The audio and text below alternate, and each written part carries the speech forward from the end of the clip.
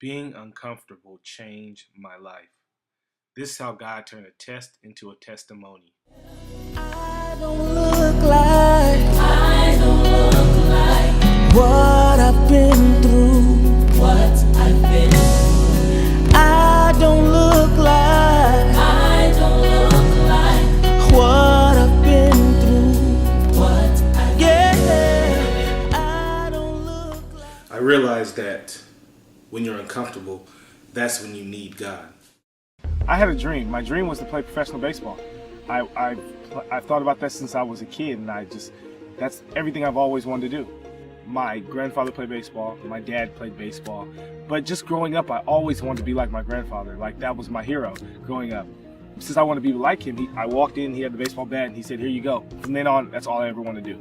So I would go in the backyard all day and play with my dad. My dad loved playing, so we played together every single day almost. When I was about 11 years old, that was the start of my dream. I made the all-star team, and from then on, that's all I ever thought about. So it became a reality once I got into college and got a scholarship, and people were telling me that you have the talent to play professional baseball.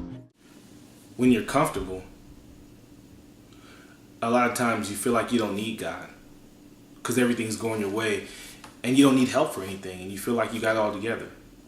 When I was playing baseball, I thought I had it all together. I thought the sky was the limit. I thought I knew exactly how my ducks were going to be lined out. I knew exactly what was going to happen to me. And then when things changed, I became uncomfortable, didn't know what to do. And that's when God stepped in. And even though I didn't believe for a minute, He always showed me that with faith, anything is possible. In the beginning of each semester, you come into the gym, and the health coach comes up and he has a list of everything you are not allowed to take. Everybody gets a copy of it, so you know exactly what you can and what you cannot take. I did my research. I had our list that our school gave to us, and I looked on the internet. I looked for about 3 weeks to a month, just finding different products that I thought might be healthy, might be okay for me to take, and wouldn't hurt me at all. So when I saw Superjol, when I first saw it, I looked and it said legal, and I was like, okay, well, this is legal. So I decided, okay, well, this seems like a good supplement, and it tells me that it'll also increase my energy and things like that. I started feeling uncomfortable one day, and I was just really, like, I was lackadaisical. So I knew something was wrong because I was very uncomfortable. I was at practice one day, and my coach looked at me and said, "Jareem, you're not running the right way. Like, you seem like something's going on." And I told him, I said, "Coach, I don't know what's going on, but I feel really uncomfortable." And he said, "Okay, take the day off." So when I was on my way home, I called my mom. I said, "Mom, I'm feeling really uncomfortable. I don't know what's going on, but I'm uncomfortable. My body feels like, it doesn't feel usual. It feels different than it's ever felt." And she said, "Dream, go to the hospital, check it out." I said, "No, Mom, I don't go to the hospital. My dad don't go to the hospital. We kind of try to stay away from that. That's how we used to be." And the day went on, and later on that night, my body started itching. I started scratching everywhere, and I'm going crazy, and I'm like, I don't know what's going on. And as I was itching, I said, something's going on in my body. I need to go find out. So I went to the hospital, and this was on Thursday, and the doctor said, nothing's wrong. Send me right back home. So at that time, I was like, okay, great. Nothing's wrong. So the next day, I'm feeling more uncomfortable. And my eyes started changing colors. It started turning a little yellow, and I didn't understand what was going on. So on Sunday night, I tried to go to sleep, and I was itching like crazy. I didn't know what to do, so I'm scratching, but it's not like a scratch where I can scratch my body and it'll go away. It was like an internal itch, so I'm going crazy, scratching. And what happened is, I went to the hospital, and the doctor said to me, he looked at me in my eyes, and he said, "I'm going to send you upstairs." And they gave me something to go to sleep, and he said, "I want you just to sleep." So after that happens, I wake up in the morning, and the doctor sitting by my bedside, and he tells me, your liver's failed. And he said, you only had a couple more days left. If you wouldn't have came to the hospital, you would have been dead. So that's when everything became a reality, and I kind of understood that this might be my last couple days here on earth. And it blew my mind because I never expected somebody like me, a healthy athlete, to be dying soon. One of the things is, I remember as I was sick, my mom would be sitting next to me while I was in the hospital and looking at her son basically wither away.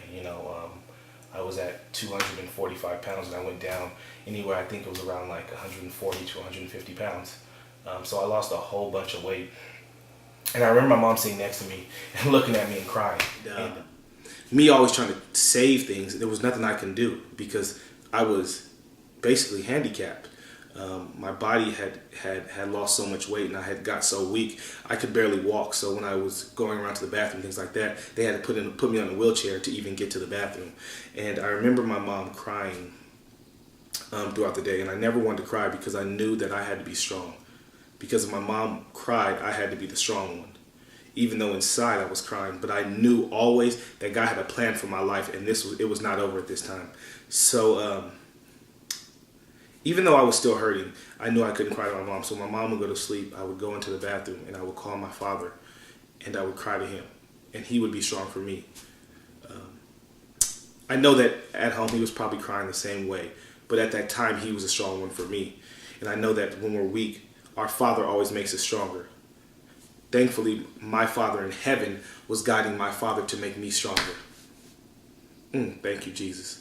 One thing I remember while I was in the hospital was the doctor coming in and telling me that I could have a liver transplant. And if I have a liver transplant, there's possibilities always when they do something that serious. So there's a piece that I might die in that piece. But there's the piece he was saying that if I have a liver transplant, I'll be getting somebody else's liver. So if that person has certain characteristics, if they're a smoker, if they have certain things, if they have different characteristics, I would take on those characteristics because their body would be a part of mine. And I decided that I didn't want to do that. I decided that I knew that there was a God that would heal me in spite of everything that I was going through. I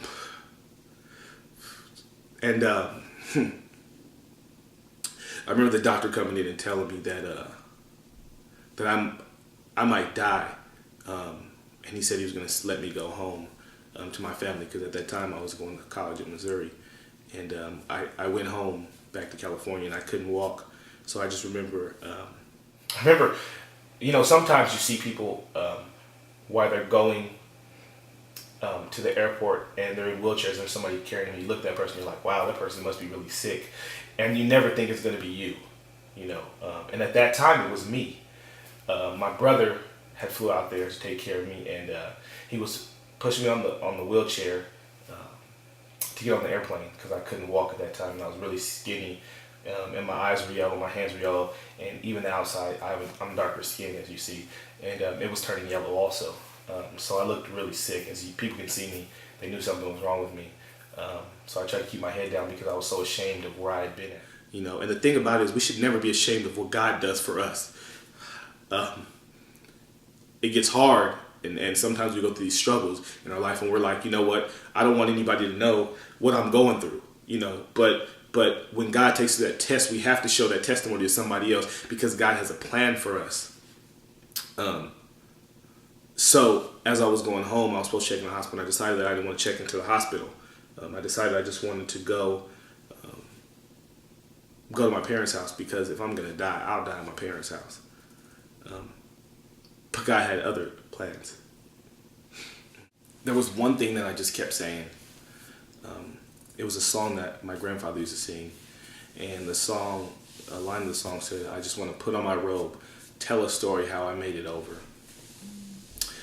which is really, really powerful. So for some reason, it's an old song, so it's something I hadn't heard in years, but while I was in the hospital, I just kept singing that song. It just kept coming to my head, and I'm singing that song. And I prayed one night, and I said, God, all I want to be able to do is put on my robe, tell a story how I made it over.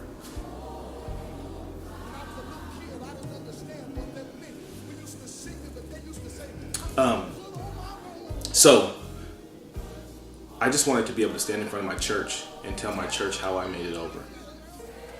So I remember when I was sick, getting in front of the church and telling them my sickness. My church was praying for me and things like that. And it was hard just to see people's face in the audience, and they're sad and I'm sad because I know I'm going through something that is unlike anybody else that I know of, especially at the age that I was at. I remember the next time I went in front of my church, I was able to put on my robe and tell a story how I made it over. I didn't stay in that place. I had made it over.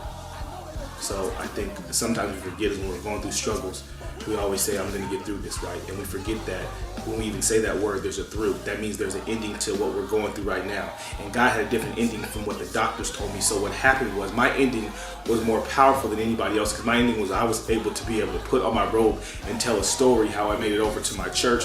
And sometimes we think God stops with that. And what God said is, I have something bigger for you. You know, a lot of times in our life, we think that news is 48 hours because that's what the news tells us, right? So 2 years later, I get a phone call telling me they want me to come do an interview for Good Morning America about my story, how I made it over. Then they want me to go out and speak on Capitol Hill about my story, how I made it over. And you see what God can do. He takes small things and makes them large, just like he did with himself, just like he did with this world, just like he did with everybody else. And sometimes we have to realize our power, because God is in control of this, and it's not us. God works through us. Everything that God has ever done, everything he's ever done, he's put through a man. So every situation, every miracle has came through man's hand. And my miracle was this. And if I don't give it to somebody else, then I'm not doing what God has me to do. I believe around 90% of players or more take some kind of supplement. Like this one claiming dramatic strength that Jareem Gunter took during his first year of playing college baseball, Superdrol. I did research for about 3 or 4 weeks to make sure that I wasn't taking anything that could not harm me. 1 month later, Jareem was in the hospital. I was scratching all over my body. His body shutting down from severe liver failure. This was on a Sunday, and he told me that if I would have waited till Tuesday, I could have been dead. It turns out that Superdrol contains methasterone. It's basically a substance that acts like testosterone once it's in your body, and it's dangerous. I think that us as you know, human beings, we are, I would call us, we have something called selective amnesia. And what that means is that we forget what God brought us through before. You know, so when we're in our current situations, we forget that we've got out of everything else we've been through in our life, because we just had to get through that situation. And this is the reason why this is my testimony, is because I don't want to forget what I went through when I'm in these situations, the situations that I come across in the future and when I'm in now, because I know everything I go through is just temporary, because he'll get me through, because that's his plan. His plan is greater than my plan. I can't set out my destiny. I can't control what's going to happen to me right now. The only person that can control it is God. And he already says in Ecclesiastes that he's already laid a foundation. So there's no use arguing with him about our future. He's already got this whole thing already done. So all our job is to do is just trust. I remember at that time when I was in college, I was so blinded. Like, I thought that baseball was the end all be all. I thought that baseball was everything, you know. And if I didn't make pro baseball, then it was like I really didn't have a second plan. Like, I was nothing if I didn't make that, right? But then God says, you know what? You need to stop trying to control your plans, because I have something for you. I decide what happens in this. You know, so when I went through that situation and I didn't know what to do, because I'm like, now I can't play baseball. Like, what's next for Jareem? You know, because that's all I felt like I knew. And now I look back and I just think about what I went through. And I thank God that baseball was not my final destination. I thank God that baseball was not my final destination.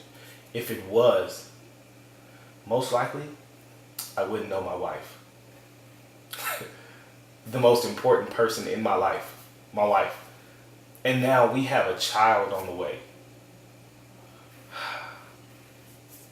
How amazing God is. So I made my test a testimony. And I'm not making this video to try to tell somebody else that I didn't go through struggles and it wasn't hard for me. What I'm saying is that those situations that I went through, I am so thankful for them, because I've grown from that. And now I know how to deal with situations now when they come up, because I can think about what he got me through before. Be with a man that's so driven in that sense and really does put God first, and gives him all the credit for everything that he's done and for being here. You know, he is a walking miracle.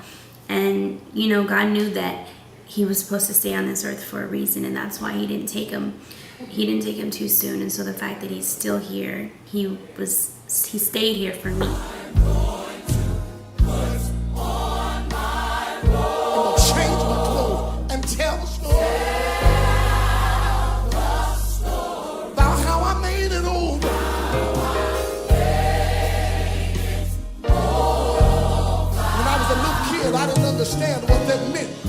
to sing it, but they used to say, I'm gonna put on my robe